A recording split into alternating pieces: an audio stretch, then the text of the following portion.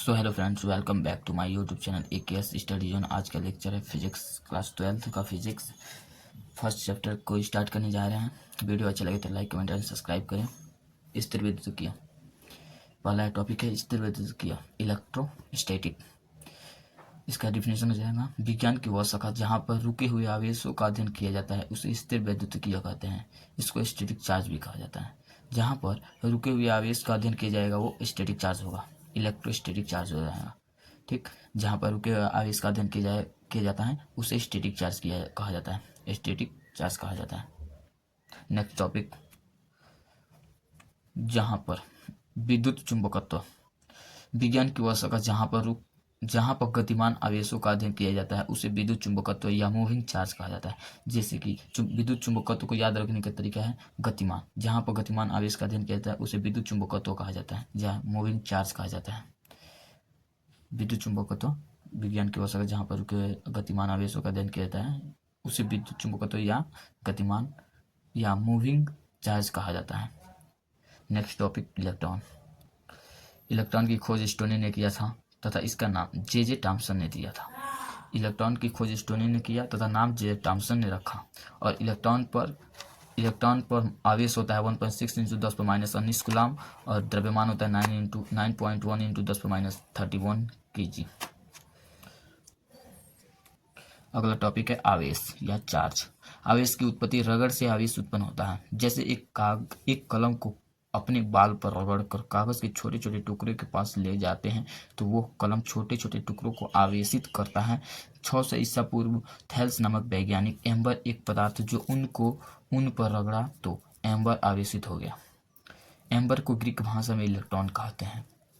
1600 ईस्वी पूर्व में फिर से 1600 ईस्वी में थैल्स नामक वैज्ञानिक कांच के रड को रेशम पर रगड़ा तो कांच का रड आवेशित हो गया। फिर 1600 ईस्वी में थैल्स नामक वैज्ञानिक ने एक बार और प्रयास किया तो कांच के रड को लेकर रेशम पर रगड़ा तो कांच का रड आवेशित हो गया। अब अगला टॉपिक, आवेश दो प्रकार के होते हैं, पहला धन आवेश और दूसरा ऋण आवेश, पॉजिटिव एंड नेगेटिव।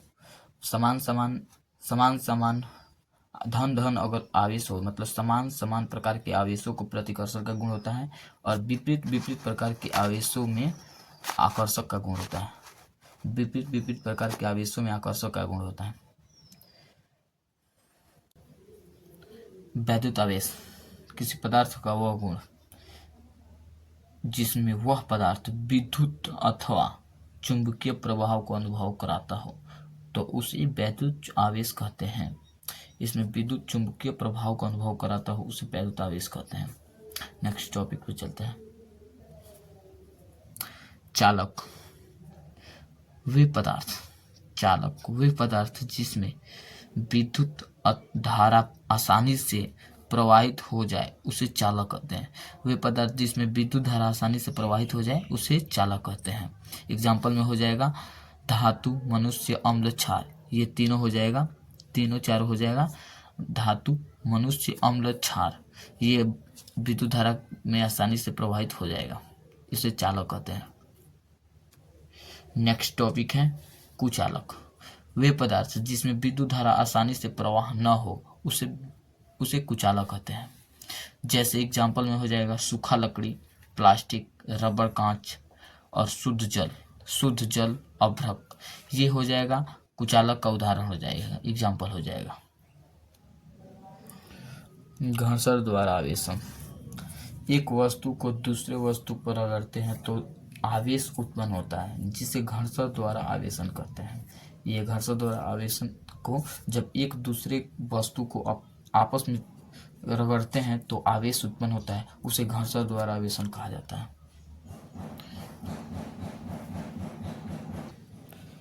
चालन या स्पर्श द्वारा आवेश। चलिए स्टार्ट करते हैं। जब आवेशित गोला को अनावेशित गोला से स्पर्श कराते हैं तो अनावेशित गोला भी आवेशित हो जाता है, उसे चालन या स्पर्श द्वारा आवेशन कहा जाता है। सपोज डैट ये हो जाएगा हमारा आवेशित गोला और दूसरा हो जाएगा अनावेशित गोला। जब एक दूसरे को